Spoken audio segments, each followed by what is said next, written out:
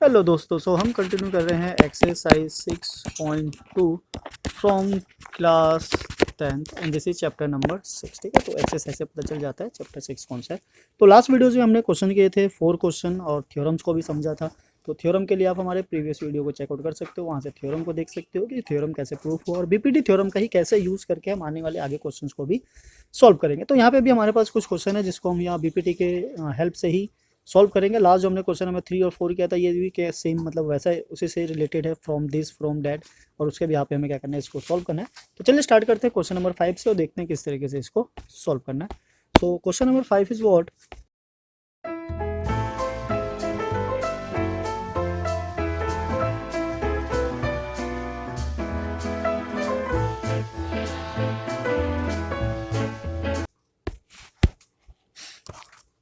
In the given figure, ये रहा given figure, D E is parallel to, है ना, डी ई कहाँ है, D E is parallel to O Q and D F is parallel to O R, so that E F is parallel to Q R. ठीक है, तो Q R के लिए हमें जो ट्रायंगल चाहिए, क्या चाहिए, पी क्यू आर चाहिए। तो उसके लिए हमें पता होना चाहिए ये पी ई और ई क्यू और पी एफ और एफ आर। तो बेसिकली जो हमारा काम होगा इसी पे होगा।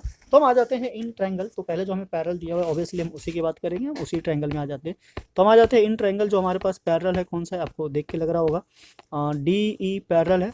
सो अगर डी ई पैरेलल है ओ क्यू के, तो ट्रायंगल हमारा क्या होना चाहिए, P O Q. So first is what, in, ये है हमारा question number 5, in triangle P O Q. ठीक है, इसको थोड़ा सा डार्क कर देते हैं सो डेट आपको आइडिया हो जाए हम किस ट्रायंगल की बात कर रहे हैं, पी ओ क्यू। अब इसमें जो ये ई डी है ये पैरेलल है किसके, ओ क्यू के, right.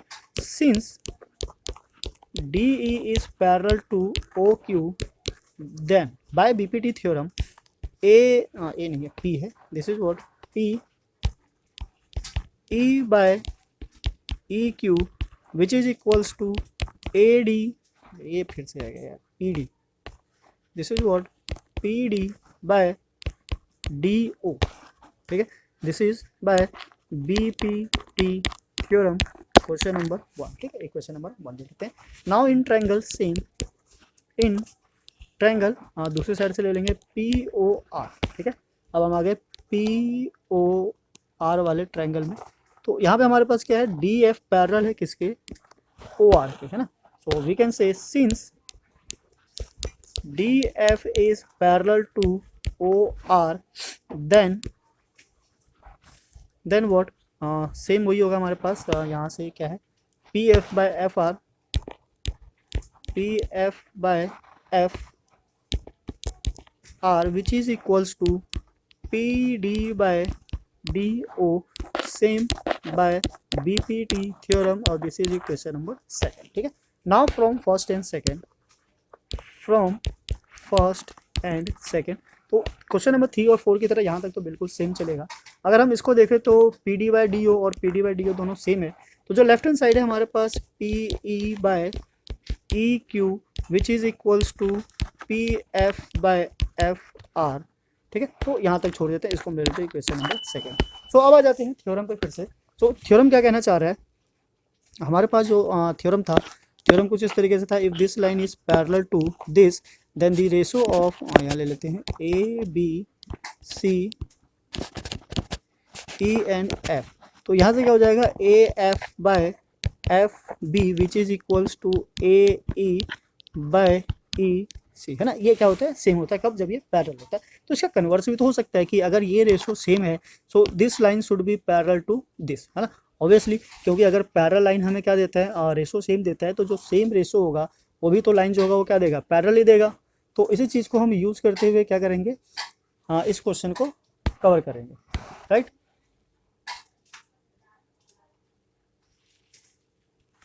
So now this is what,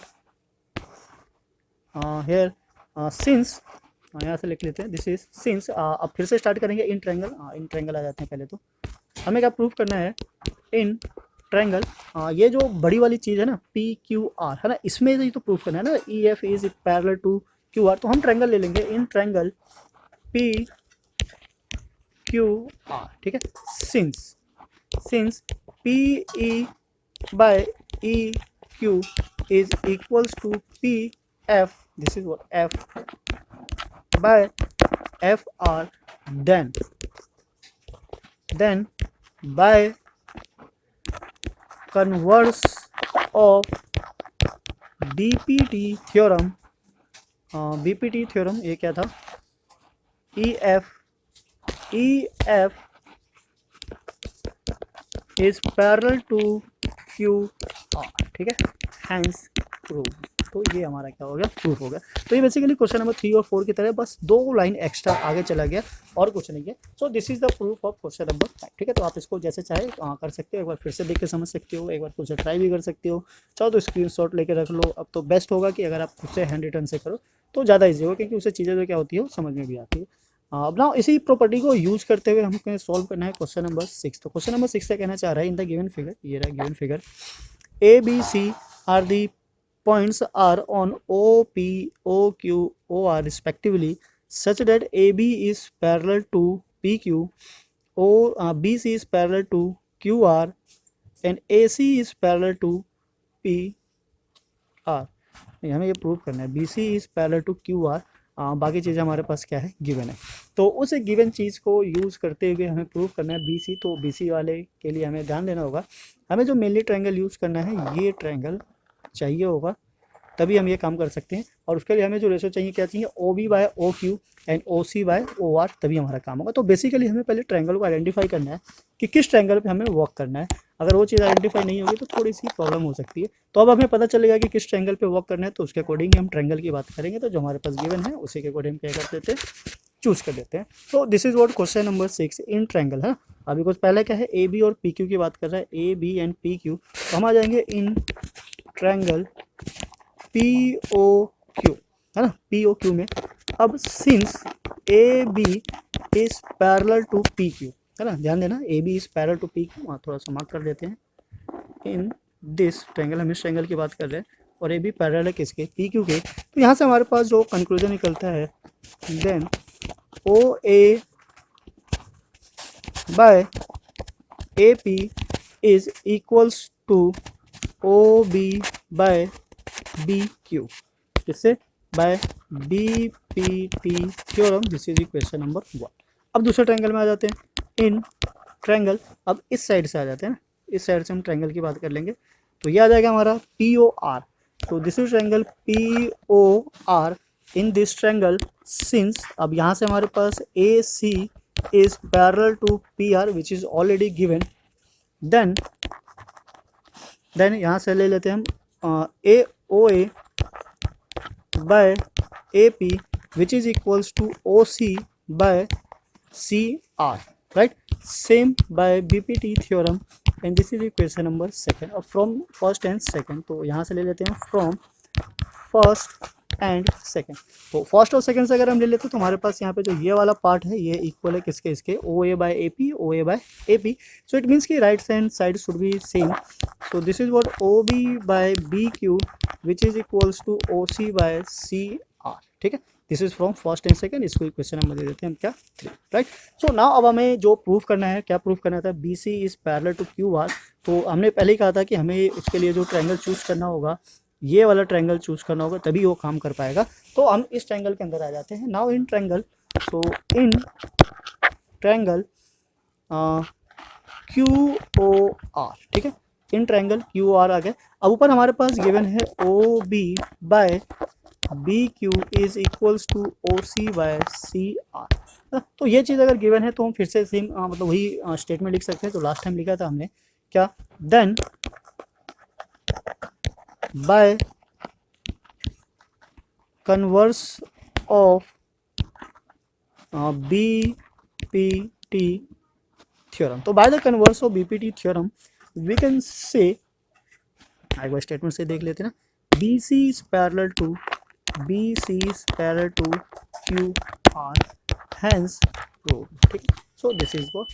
तो क्वेश्चन नंबर 5 और 6 मतलब सेम है, सिमिलर है, बस फिगर अलग है और कुछ नहीं है, थोड़ा करने का वे है वो एक्जैक्टली सेम है। अगर 3 और 4 की बात करो तो लास्ट वीडियो में किया था, तो भी इनसे क्या मिलता जुलता है, बस इसमें 2 स्टेप आगे चले गए। अगर आप ग्रीन वाला पार्ट इसमें देखते हो तो बस इतना ही आगे है, वरना बाकी तो हमने ऑलरेडी प्रूव किया हुआ था। तो कभी कभी करने का जो प्रोसेस होता है सेम होता है, बीपीटी ही तो है, तो बीपीटी तो सब में अप्लाई हो रहा है।